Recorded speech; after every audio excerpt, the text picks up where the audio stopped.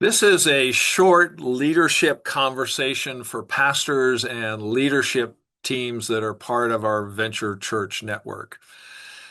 We're having a leadership conversation on fatigue.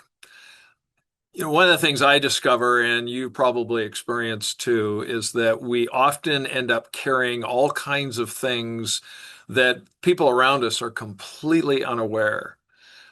Demands seem to be higher, expectations of what we do are sometimes unclear. And the burden of being everything to everybody is kind of one of those traps that we can easily fall into if we're not careful. Fatigue, though, is not always burnout. Sometimes we just start getting numb, or we get emotionally to the end of our rope.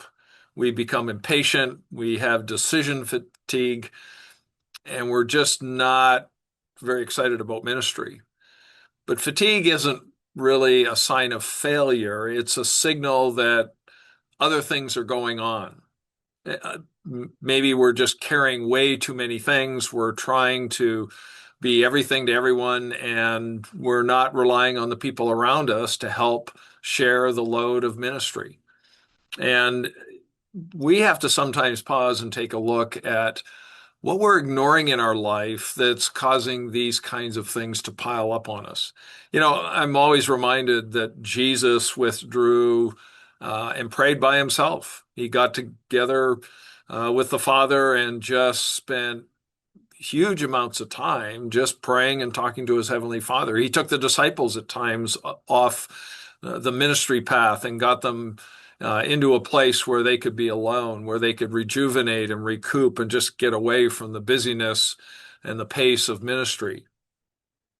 Jesus always made the claim that he did nothing on his own initiative, but he only did what he saw the Father leading him to do.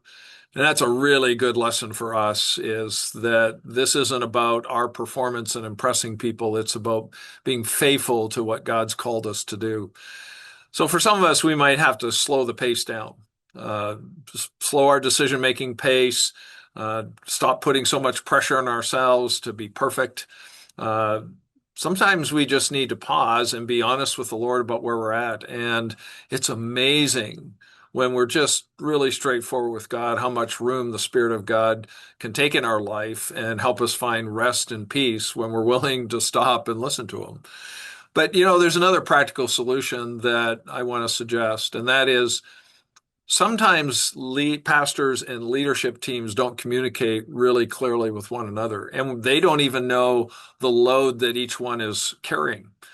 And we also fail to realize that maybe there's some really capable people around us that we can share the ministry load and entrust them with the responsibility of certain ministry tasks or burdens, even if they're doing it differently than the way we would do it.